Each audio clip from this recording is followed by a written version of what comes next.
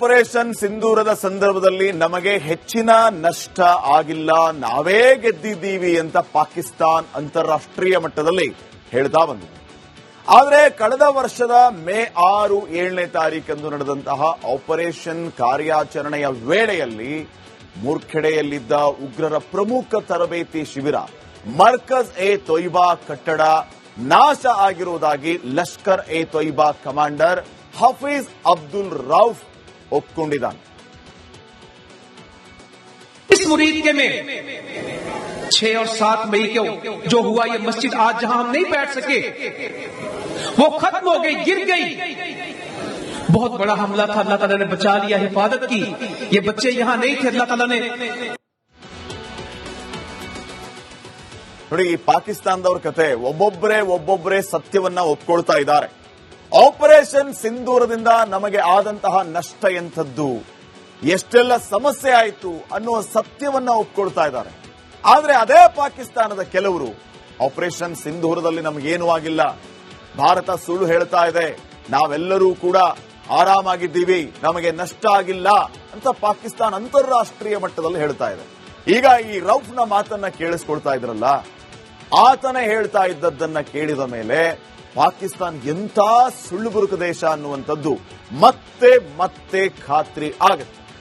ಹಿಂಸೆಯ ಬೆಂಕಿಯಲ್ಲಿ ಅಕ್ಷರಶಃ ಈಗ ಇರಾನ್ ಬೇಯ್ತಾ ಇದೆ. ಹಿಂಸೆಯ ಹಿಂದೆ ವಿದೇಶಿ ಷಡ್ಯಂತ್ರ ಇದೆ ಅಂತ ಖಮೇನಿ ಹೇಳ್ತಾ ಇರೋದು. ವಿದೇಶಿ ಷಡ್ಯಂತ್ರ ಅಂದ್ರೆ ಯಾವ ರೀತಿ? ಅಮೆರಿಕ ಇಸ್ರೇಲ್ ಮೇಲೆ ಅಲಿ ಖಮೇನಿ ಒಂದು ಆರೋಪವನ್ನ ಮಾಡ್ತಾ ಇರೋದು. ಆ ಲಿಸ್ಟ್ ಅಲ್ಲಿ ಪಾಕಿಸ್ತಾನದ ಹೆಸರು ಕೂಡ ಸೇರ್ತಾ ಇದೆ. ಇರಾನ್ ಹಿಂಸೆಯ ಷಡ್ಯಂತ್ರದಲ್ಲಿ ಈ ಮುನೀರ್ ಕೂಡ ಭಾಗಿಯಾಗಿರುವಂತಹ ಆರೋಪ ಖಮೇನಿ ಕಡೆಯಿಂದ ಕೇಳಿ ಬರ್ತಾ ಇದೆ. ಬಾಂಗ್ಲಾದೇಶ ಮಾದರಿಯಲ್ಲಿಯೇ ಇರಾನ್ನಲ್ಲೂ ಹಿಂಸಾಚಾರ ನಡೆಸೋದಕ್ಕೆ ಪಾಕಿಸ್ತಾನಿಯರೇ ಕಾರಣ ಅನ್ನುವಂಥದ್ದು ಖಮೇನಿಯ ಆರೋಪವಾಗಿದೆ. ಇರಾನ್ ಜೊತೆಗೆ ಗಡಿಯನ್ನ ಹಂಚಿಕೊಂಡಿರೋದು ಈ ಪಾಕಿಸ್ತಾನ. ಮೊದಲಿನಿಂದಲೂ ಕೂಡ ಇರಾನ್ ಪಾಕಿಸ್ತಾನದ ಮಧ್ಯೆ ಕಿತ್ತಾಟ ನಡೀತಾನೆ ಇರುತ್ತೆ. ಇರಾನ್ ಕಂಡ್ರೆ ಪಾಕಿಸ್ತಾನಕ್ಕಾಗಲ್ಲ, ಪಾಕಿಸ್ತಾನ ಕಂಡ್ರೆ ಇರಾನ್ಗಾಗಲ್ಲ. ಇದಕ್ಕೆ ಕಾರಣವೂ ಕೂಡ ಇದೆ. ಇರಾನ್ಗೆ ಉಗ್ರರು ಮತ್ತು ಸ್ಲೀಪರ್ ಸೆಲ್ಗಳನ್ನ ಕಳಿಸಿರುವಂತದ್ದಂತೆ ಈ ಪಾಕಿಸ್ತಾನ್ ಕಳಿಸ್ಕೊಟ್ಟಿದೆಯಂತೆ ಇರಾನ್ಗೆ.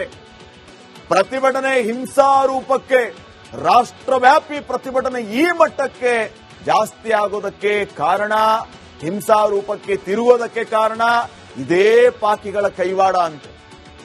ಇರಾನ್ ಜೊತೆಗೆ 990 ಕಿಲೋಮೀಟರ್ ಉದ್ದದ ಬಲೂಚ್ ಗಡಿ ಇದೆ ವೀಕ್ಷಕರೇ. ಇರಾನ್ ಪಾಕಿಸ್ತಾನದ ಕಿತ್ತಾಟಕ್ಕೂ ಧರ್ಮದ ಅಮಲು ಕೂಡ ಒಂದು ಕಾರಣವಾಗ್ತಾ ಇದೆ. ಏನ್ ಧರ್ಮದ ಅಮಲು? ಪಾಕ್ ಸುನ್ನಿ ಮುಸ್ಲಿಮರ ದೇಶ, ಈ ಕಡೆ ಇರಾನ್ ಶಿಯಾ ಮುಸ್ಲಿಮರ ದೇಶ. ಶಿಯಾ ಮತ್ತೆ ಸುನ್ನಿ ಮುಸ್ಲಿಮರಿಗೆ ಆಗಿಯೇ ಬರಲ್ಲ. ಬಲೂಚ್ ಹೋರಾಟಗಾರರನ್ನ ಇರಾನ್ ರಕ್ಷಣೆ ಮಾಡ್ತಾ ಇದೆಯಂತೆ. ಅಲ್ ಅದಲ್ ಉಗ್ರರಿಗೆ ಪಾಕಿಸ್ತಾನ್ ರಕ್ಷಣೆಯನ್ನ ನೀಡ್ತಾ ಇದೆಯಂತೆ. ಈ ಕಾರಣಕ್ಕಾಗಿಯೇ, ಈ ರೀಸನ್ಗಾಗಿಯೇ ಇರಾನ್ ಅಶಾಂತಿಗೆ ಪಾಕಿಸ್ತಾನ್ ಕಾರಣವಾಗ್ತಿದೆಯಂತೆ. ಇದು ವಿದೇಶಿ ಷಡ್ಯಂತ್ರ ಅಂತ ಖಮೇನಿ ಹೇಳ್ತಾ ಇರೋದು. ಪಾಕಿಸ್ತಾನ್ ಕೂಡ ಇರಾನ್ನ ಅಂತ್ಯವನ್ನ ಬಯಸ್ತಾ ಇದೆ ಅನ್ನುವಂಥದ್ದು. ಆದ್ರೆ ಖಮೇನಿಗೆ ಒಂದು ವಿಶ್ವಾಸ ಏನಂತಂದ್ರೆ, ಒಂದು ವೇಳೆ ಆ ರೀತಿ ಯುದ್ಧ ಆದರೆ ಖಮೇನಿ ಪಾಕಿಸ್ತಾನದ ಒಳಗಡೆ ಇರುವಂತಹ ಇರಾನಿ ಸಪೋರ್ಟರ್ಸ್ ಅನ್ನ ಬಡಿದೆಬ್ಬಿಸ್ತಾರೆ. ಅವರದ್ದೇ ಸಮುದಾಯದ ಮುಸ್ಲಿಂ ಕುಟುಂಬಗಳು, ಮುಸ್ಲಿಂ ಜನ ಅಲ್ಲಿ ಇರೋದ್ರಿಂದ ಅವರು ಕೂಡ ಅದೇ ಪಾಕಿಸ್ತಾನದ ವಿರುದ್ಧ ಹೋರಾಟಕ್ಕಿಳಿತಾರೆ, ನನ್ನ ಸಪೋರ್ಟ್ಗೆ ನಿಲ್ತಾರೆ ಅನ್ನುವಂಥದ್ದು ಖಮೇನಿಯ ವಿಶ್ವಾಸವಾಗಿದೆ. ಇದು ಎಲ್ಲಿ ಹೋಗಿ ನಿಲ್ಲುತ್ತೆ ಹೇಳಕ್ಕಾಗಲ್ಲ. ಆಪರೇಷನ್ ಸಿಂಧೂರದ ಸಂದರ್ಭದಲ್ಲಿ ನಮಗೆ ಹೆಚ್ಚಿನ ನಷ್ಟ ಆಗಿಲ್ಲ, ನಾವೇ ಗೆದ್ದಿದ್ದೀವಿ ಅಂತ ಪಾಕಿಸ್ತಾನ್ ಅಂತಾರಾಷ್ಟ್ರೀಯ ಮಟ್ಟದಲ್ಲಿ ಹೇಳ್ತಾ ಬಂದಿದೆ. ಆದರೆ ಕಳೆದ ವರ್ಷದ ಮೇ 6, 7ನೇ ತಾರೀಕಂದು ನಡೆದಂತಹ ಆಪರೇಷನ್ ಕಾರ್ಯಾಚರಣೆಯ ವೇಳೆಯಲ್ಲಿ ಮೂರ್ಖೆಡೆಯಲ್ಲಿದ್ದ ಉಗ್ರರ ಪ್ರಮುಖ ತರಬೇತಿ ಶಿಬಿರ ಮರ್ಕಜ್ ಎ ತೊಯ್ಬಾ ಕಟ್ಟಡ ನಾಶ ಆಗಿರುವುದಾಗಿ ಲಷ್ಕರ್ ಎ ತೊಯ್ಬಾ ಕಮಾಂಡರ್ ಹಫೀಜ್ ಅಬ್ದುಲ್ ರೌಫ್ ಒಪ್ಕೊಂಡಿದ್ದಾನೆ. इस मुरीद के में 6 और 7 मई को जो हुआ ये मस्जिद आज जहां हम नहीं बैठ सके वो खत्म हो गई, गिर गई. बहुत बड़ा हमला था, अल्लाह ताला ने बचा लिया, हिफाजत की. ये बच्चे यहां नहीं थे, अल्लाह ताला ने ನೋಡಿ, ಈ ಪಾಕಿಸ್ತಾನದವ್ರ ಕತೆ ಒಬ್ಬೊಬ್ಬರೇ ಸತ್ಯವನ್ನ ಒಪ್ಕೊಳ್ತಾ ಇದ್ದಾರೆ. ಆಪರೇಷನ್ ಸಿಂಧೂರದಿಂದ ನಮಗೆ ಆದಂತಹ ನಷ್ಟ ಎಂಥದ್ದು, ಎಷ್ಟೆಲ್ಲ ಸಮಸ್ಯೆ ಆಯಿತು ಅನ್ನುವ ಸತ್ಯವನ್ನ ಒಪ್ಕೊಳ್ತಾ ಇದ್ದಾರೆ. ಆದ್ರೆ ಅದೇ ಪಾಕಿಸ್ತಾನದ ಕೆಲವರು ಆಪರೇಷನ್ ಸಿಂಧೂರದಲ್ಲಿ ನಮಗೇನೂ ಆಗಿಲ್ಲ, ಭಾರತ ಸುಳ್ಳು ಹೇಳ್ತಾ ಇದೆ, ನಾವೆಲ್ಲರೂ ಕೂಡ ಆರಾಮಾಗಿದ್ದೀವಿ, ನಮಗೆ ನಷ್ಟ ಆಗಿಲ್ಲ ಅಂತ ಪಾಕಿಸ್ತಾನ ಅಂತಾರಾಷ್ಟ್ರೀಯ ಮಟ್ಟದಲ್ಲಿ ಹೇಳ್ತಾ ಇದೆ.